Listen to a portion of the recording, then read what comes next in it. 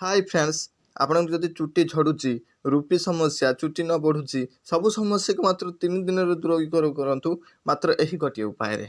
चलतु आ देरी करिवेनी भिडियो देखिदबा। थारे अछि नारी को सुंदर केश एवं पुरुष को सुंदर निश। यह सत अटे, कारण गोटे नारीर सौंदर्य को तार सुंदर केश, घन और लंबा केश ही साहाय्य करता है। किंतु वर्तमान प्रायतः सबु महिला केश झड़िबा एवं पतला होइजिबा एक बड़ समस्या। यही केश झड़िबा एवं केश पतला हेबार बहुत कारण रही था। यार समाधान पई आमे बहुत चेष्टा करथाउ और केबे केबे यह कार्यकारी होता है, तो केबे केबे आमे मध्य निराश होई पड़ू। तबे आमे आज आपणक पई नहीं आसीचु किछि सहज उपाय, जहाँ आपणक केश झड़िबा को कम करने सह केश को घन, मजबूत एवं लंबा करिबारे साहाय्य करिवो। यह हेउछि एक सरल एवं सहज घरोई उपाय। यह आपणक केशजनित असुविधा को समाधान करिबारे साहाय्य करिवो।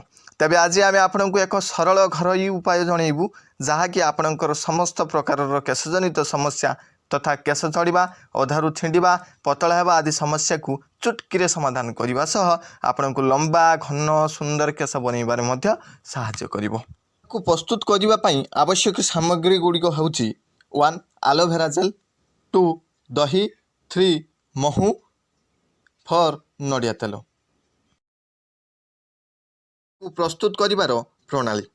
प्रथमे एक पात्र रे आपणकर केश अनुजाई आवश्यक 2 चमच एलोवेरा जेल नियंतु। सेतिरे 2 चमच महू मिसांतु एवं 4 चमच दही मिसांतु। यह जहाँकि आपणकर केश को ग्लो करिबारे साहाय्य करिवो। परे एथिरे 2 रु 3 चमच नड़िया तेल मिसाई ताकू भल भाव में मिक्स करि नियंतु। वर्तमान आमर शैम्पूटी प्रस्तुत हो गला। प्रस्तुत करथिबा एही पेस्ट को आपण भल भाव में निज केशर मूल ठारू अग पर्यंत भल भाव में लगे दिंतु। यह भल भाव में लगे सारिबा परे प्राय 10 मिनिट पर्यंत निजर आंगुली माध्यम रे केशर मूल को मालिश करंतु। तापरे यह सुखिबा 30 मिनिट छाड़ी दियंतु। 30 मिनिट परे आपण व्यवहार करुवा शैम्पू साहाय्य निजर केश को धोई दियंतु। एहीपरि भाव में सप्ताह 2 थर केशरे लगेଇବା द्वारा आपणकर केश झड़िबा बंद हेबा सह एक लंबा, सुंदर और घन केश आपण माने पाई परिबे। तो आशा करुच्ची आमर एही भिडियोटी आपण मानकु पसंद आथिबो। जदि पसंद आसीबो तबे लाइक, कमेंट, शेयर, सब्सक्राइब करिबा पई बिल्कुल भूलिबे नाही। धन्यवाद।